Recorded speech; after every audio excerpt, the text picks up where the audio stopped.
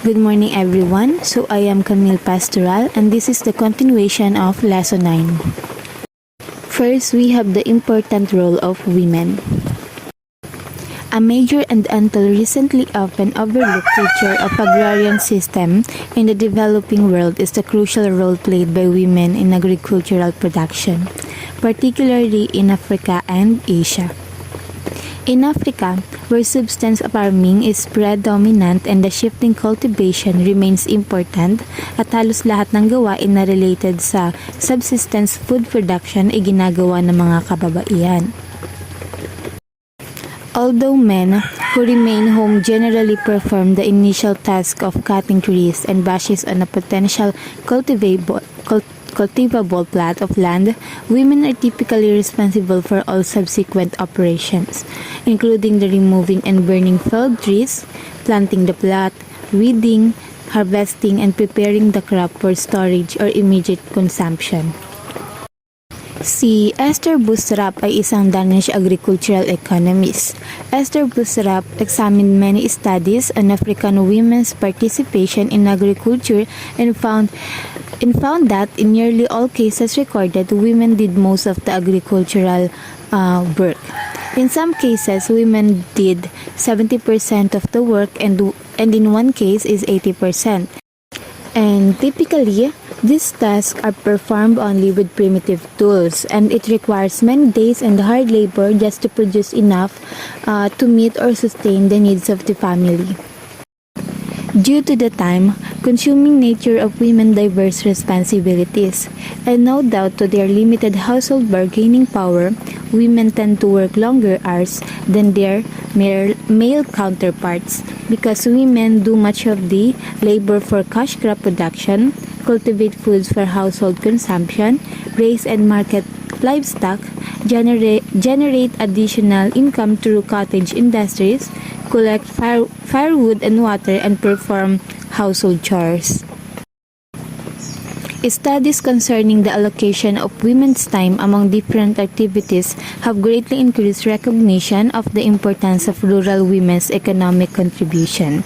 At naging malino ito nang mag-produce ng large share sa agricultural output at nagbibigay ng large share sa paggawa. And these shares are increasing over the time. Successful agricultural reform will require raising women's productivity and ensuring that gender-specific policies are the core of rural development strategy. The necessity of starting with women's activity when agricultural policy is designed and captured by the maxim of feminist economists that you cannot just add women and steer. The diversity of women's duties makes it difficult to determine their share of agricultural production, much less place an economic value on their work. However, sa mga current estimates po, binibigyan diin ang kahalagahan ng paggawa ng mga kababaihan sa agriculture. Na-estimate po nila na bukod sa gawain sa bahay, ay nagbibigay po ng 60% hanggang 80% ang mga kababaihan ng agricultural labor sa Africa at Asia, at 40% naman sa Latin America. At karamihan sa mga gawaing ito ay invisible at kadalasan pong wala silang natatanggap na bayad para sa kanilang trabahong ginagawa. Women's work in the low-income household involves a range of demanding tasks. It includes processing and pounding raw grains, tending livestock, cooking, and caring for children.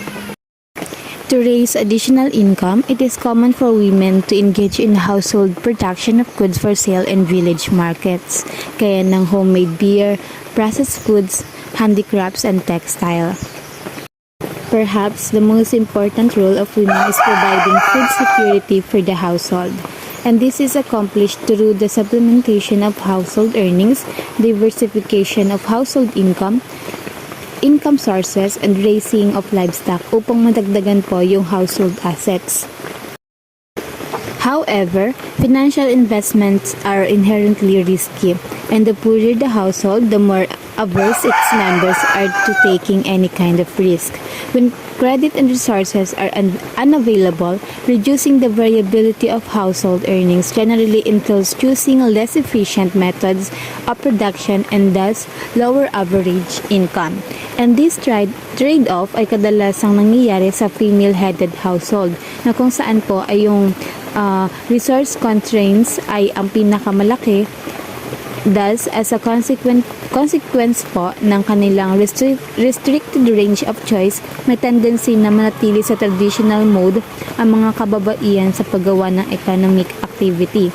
The upshot of the productivity ng mga kababaihan ay tumitigil, samantalang yung sa mga kalalakihan naman ay patuloy na nag-i-improve. Where the structure of agriculture is becoming more commercialized, women's roles and hence their economic status are changing. In many developing regions, women are still unremunerated for the long hours they contribute to the tending of commercial crops. As revenue-generating cash cropping rises in importance, the proportion of resources controlled by women tends to diminish. It is largely due to the fact that household resources gaya ng mga lands at inputs are transferred away from women's crops para mag-promote ng production of cash crops. And yung mga non-farm activities are growing in importance and it represent the important part for rural women's economic and social advancement. A traditional economics assumption following Nobel laureate Gary Becker has been that households cooperate to maximize effectively shared objectives, the unitary household model. But development economics research has found that households engage in extensive bargaining where higher incomes would be possible if husbands and wives ay talaga magtutulungan. So the differing use of funds affects not only the adults but also the children. The evidence is clear that the larger fraction of income provided and controlled by the wives ay madalas na ginagamit o ginagastos para sa health at education ng kanilang mga anak. Moreover, evidence is growing that agricultural households could earn more by reallocating inputs such as manure from husbands to wives' plots. Thus, gender inequality also leads to significant losses in efficiency. Further gains could be had by shifting from subsistence crops to cash crops on wives' plots. Though, given different preferences for how cash income is to be used, this could turn out to be at the expense of food for the wife and the children. In addition to the obvious social justice concerns, this efficiency argument forms part of the economic case for supporting programs that empower rural women. Yet, many government-sponsored programs effectively continue to exclude women, often because women lack collateral for loans are barred from owning property or conducting financial transaction without their husband's permission. Yung mga agricultural inputs at training ay bihirang ibigay sa mga female applicants at yung mga effort para mabawasan ng kahirapan through land reform ay nakakabawas pa rin ng income ng mga kababaihan at nakakababa ng kanilang status sa economy kasi dinidistribute lang nila yung land title sa mga kalalakihan na heads of households. Cultural and social barriers to women's integration into agricultural programs remain strong because in many countries, women's income is perceived as a threat to men's authority. While men are taught new agricultural techniques to increase their productivity, women, if involved at all, are trained to perform low productivity tasks that are considered compatible with their traditional roles, such as sewing, cooking, and basic hygiene. Women's components of development projects are frequently little more than welfare programs that fail to improve economic well-being. Furthermore, these projects tend to depend on the unpaid work of women, while men are remunerated for their efforts. Adoption of new crops and technologies will be more effective where patterns of production are consistent with their interests of female household members, because the active participation of women is critical to agricultural prosperity. Policy design should ensure that women benefit equally from development efforts. So the next topic for this report is the microeconomics of farmer behavior and agricultural developments. So there are three broad stages in the evolution of agricultural production. So start muna tayo sa first stage. So the first stage is the subsistence farming. It is the pure low productivity, mostly subsistence level peasant farm. It is still prevalent in Africa. So on the classic peasant subsistence farm, most output is produced for family consumption and the few staple foods are the cheap sources of nutrition. At ang output at productivity ay mababa na kung saan ang ginagamit ay ang pinakasimpleng traditional na pamamaraan at kasangkapan. Some insight into the economics of subsistence agriculture is provided by the traditional two-factor neoclassical theory of production in which land is fixed, labor is the only variable input, and profit is maximized, na kung saan ito ay nag-provide ng economic rationale to observe the low productivity of traditional agriculture in the form the law by diminishing marginal productivity.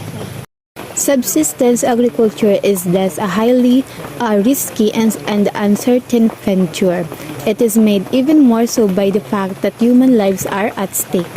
So dun daw sa mga region na yung mga farms are extremely small and yung cultivation is dependent on the uncertainties of variable rainfall, yung average output nila ay magiging mababa at ang kanilang pamilya ay ma-expose sa starvation. At kapag mataas naman yung risk at uncertainty, yung mga small farmers ay may be very reluctant to shift from traditional technologies at crop pattern. Sa paglipas ng panahon ay kailangan nilang malaman at matuto sa mga bago. Ngunit meron nga silang higher yields, magkakaroon nga sila ng higher yields but meron ding greater risk sa crop failure. So let's go to second stage, which is the transition to mixed or diversified farming, where a small part of the produce is grown for consumption and a significant part for sale to the commercial sector, as in much of Asia. Diversified or mixed farming therefore represents a logical intermediate step in the transition from subsistence to specialized production. In this stage, the staple crop is no longer dominant for farm output, and new cash crop such as fruits, vegetables, coffee, tea, and pirate room are established together with a simple animal husbandry. And these new activities ay maaaring tumagal ng maluwag sa mga trabaho sa farm because the disguised unemployment is prevalent. Evidence from such diverse countries as Colombia, Mexico, Nigeria, Ghana, Kenya, India, Pakistan, Thailand, and the Philippines shows that under the proper conditions, small farmers are responsive to price incentives and economic opportunities and will make radical changes in what they produce and how they produce it. Lack of innovation is usually not because of poor motivation or fear of change, but because to inadequate or unprofitable opportunities. So let's have the last stage, from divergence to specialization, modern commercial farming. So the specialized farm represents the final and most advanced stage of individual holding in a mixed market economy. And it is the most prevalent type of farming in advanced industrial nations. In specialized farming, the provision of food for the family with some marketable surplus is no longer the basic goal. And instead po, yung pure commercial profit ang naging criteria ng success, and then yung maximum per hectare yield ay nag-derive sa synthetic at yung natural resources ang naging object ng farm activity. The last topic of lesson 9 is the core requirements of a strategy of agricultural and rural development. If the major objective of agricultural and rural development in developing nations is the progressive improvement in rural levels of living, it is important to identify the principal sources of agricultural progress and the basic conditions essential to its achievement. So we have improving small-scale agriculture. There is technology and innovation. New agricultural technologies and innovations in farm practices are preconditions for sustained improvements in levels of output and productivity. Inventing machines that can work equal to multiple workers is a big help only for the developing countries, since this requires a bigger capital than the traditional method that requires many laborers and for those who have huge farmlands. The female-male gap might raise since nowadays men's were the most required on operating new machines. The innovation of other sources, which is the biological process using the chemicals such as fertilizers and water irrigation, also helps in the expansion of productivity in farming. And then the next is the institutional and pricing policies, providing the necessary economic incentives. Unfortunately, although the Green Revolution, together with needed irrigation and chemicals, are scale neutral and thus offer the potential for continued small farm progress, the social institutions and government economic policies that accompany their introduction into the rural economy are often not scale neutral. On the contrary of this, they often merely serve the needs and vested interests of the wealthy landowners, because the new hybrid seeds require access to complementary inputs. If these are provided only to a small minority of large landowners, one impact of the Green Revolution can be the further improvement of many peasants, as in parts of South Asia and Mexico. Large landowners with their disproportionate access to these complementary inputs and support services are able to gain a competitive advantage over smallholders and eventually drive them out of the market. Large-scale farmers obtain access to low-interest government credit, while smallholders are forced to turn to moneylenders. The result of this is it further widening the gap between the rich and poor and the increased consolidation of agricultural land in the hands of a very few so-called progressive farmers. In another critical area, many governments in developing nations, in their headlong pursuit of rapid industrial and urban development, maintained low agricultural prices in an attempt to provide cheap food for the urban modern sector. Farmers were paid prices below either world competitive or free market internal prices. With farm prices is low, there was no incentive for farmers to expand output or invest in new productivity-raising technology. But many development economists therefore argue that if governments are to promote further increases in agricultural production, they must not only make the appropriate institutional and credit market adjustments, but also make continued progress to provide incentives for small and medium-sized farmers by implementing pricing policies. And last, we have adapting to new opportunities and new constraints. As a route out of poverty and toward genuine rural development, enhanced cereal productivity represent only a small part of the agricultural opportunities. The best opportunities for sales to growing urban areas are generally found in higher value-added activities, particularly posa, horticulture, and at aquaculture.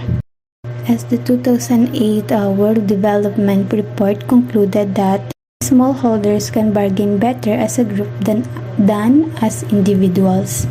Yung high priority daw is to facilitate collective action through producer organization para daw po para ma-reach yung scale sa market at makapag-bargain for better prices. One of the biggest constraints looking ahead is the looming environmental problems driven by global warming and climate change, na kung saan ang pinakamaapektuhan ay ang Sub-Saharan Africa at ang South Asia. Although the majority of global warming problems are caused by developed countries, the agriculture extensifications in developing countries are continues to increase. It is not only in forests but also in drier and other sensitive lands, further brings the risk of local soil degradation and lost environmental service. And that's all for lesson 9. Thank you for listening.